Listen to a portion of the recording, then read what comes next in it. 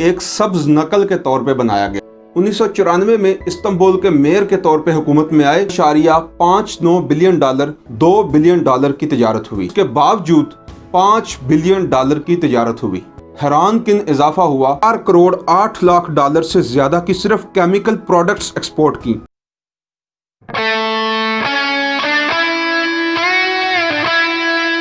अस्सलाम वालेकुम दोस्तों, मैं हूं सकलैन अब्बास और आप देख रहे हैं HFP न्यूज़। दोस्तों, पाकिस्तान और तुर्की दुनिया के वाहिद ऐसे ममालिक हैं कि जिनके बॉर्डर तो आपस में नहीं मिलते मगर दिल मिलते हैं।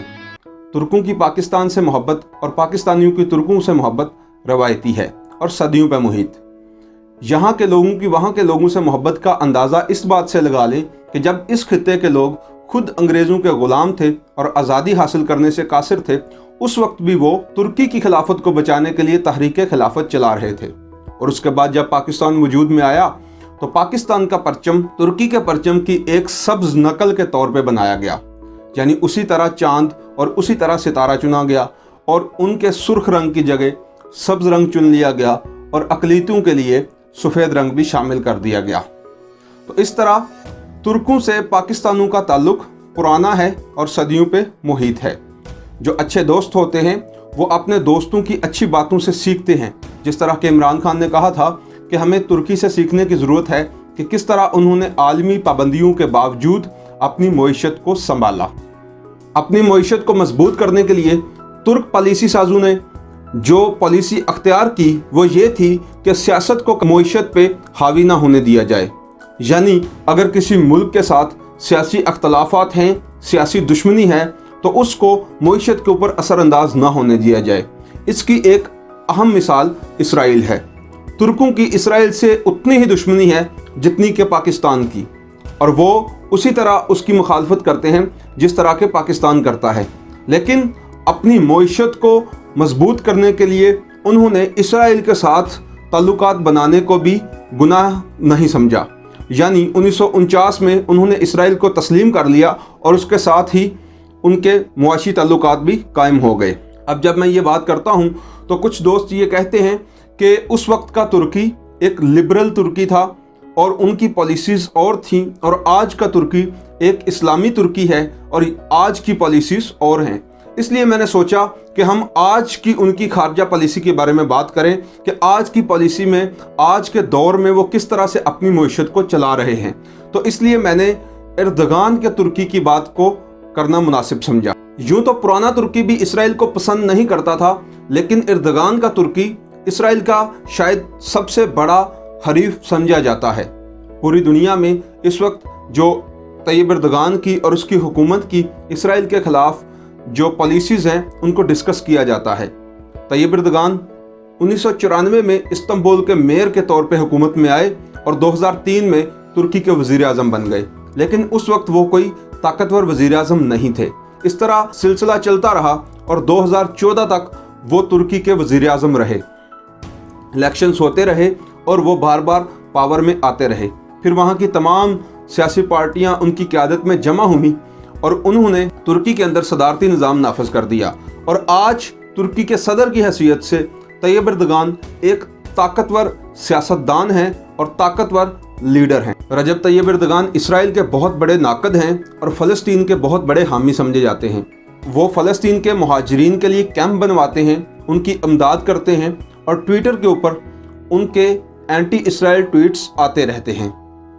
इसके अलावा उन्होंने इसराइल के वज़ीर आज़म नेतन्याहू को इसराइल का हिटलर भी कहा था। तो इससे ये मालूम होता है कि तैयब एर्दोगान के इसराइल के साथ बहुत ज़्यादा सियासी अख्तलाफात हैं। लेकिन सवाल ये है कि क्या अपने सियासी अख्तलाफात के पेश नज़र वो अपनी जो इसराइल के साथ मुआशी सरगर्मियाँ हैं उनको मुतासिर करते हैं और उस तनाज़ुर में उनकी क्या पॉलिसीज़ हैं। तो इसको समझने के लिए हम साल 2010 के बाद तुर्की और इसराइल के माबैन तजारती सरगर्मियों पे एक नज़र डालेंगे, ताकि हमें पता चले कि जूँ जूँ तुर्की की इसराइल के साथ सियासी अख्तलाफात बढ़ रहे हैं, क्या उनका वहाँ की तजारती सरगर्मियों पे मुस्बत असर पड़ रहा है या मनफी।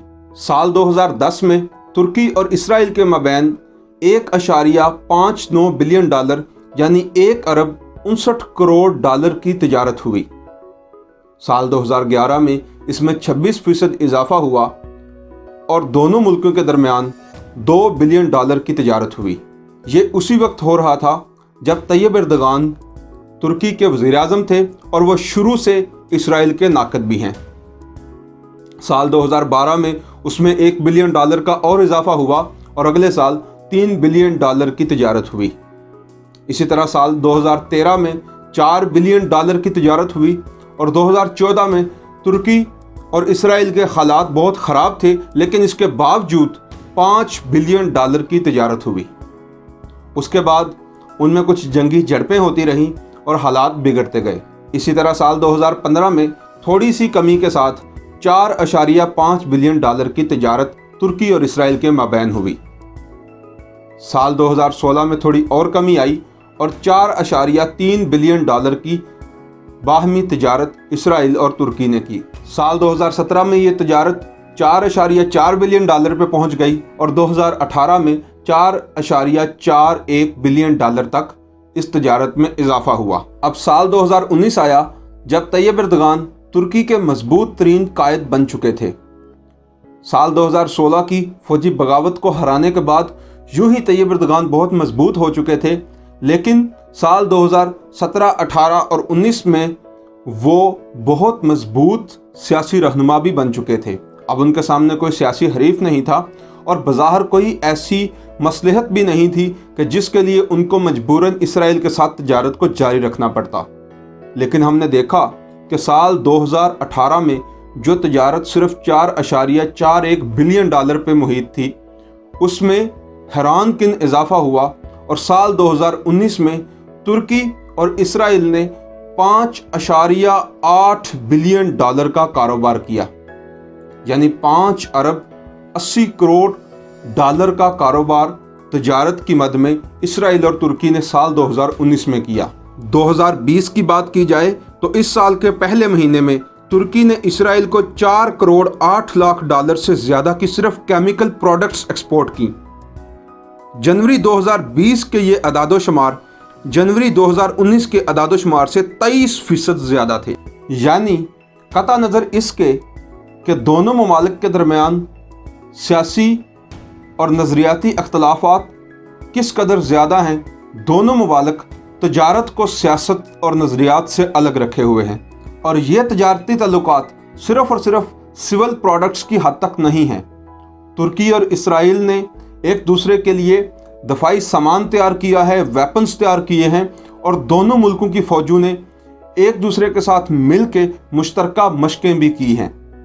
उसके अलावा बहुत से इसराइली पायलट्स तुर्की में तरबियत पा चुके हैं और वहाँ के इलाकों में कामयाबी से जहाज़ उड़ाने का फ़न सीख चुके हैं।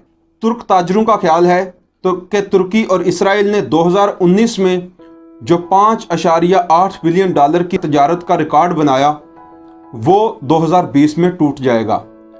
यानी ये कोविड-19 पेंडेमिक की वजह से सारी दुनिया बंद है, उसमें तुर्की और इसराइल के बाहमी तजारत में इजाफा हुआ है और कहा जाता है कि इस साल तुर्की और इसराइल अंदाज़न $7 बिलियन की तिजारत कर सकते हैं।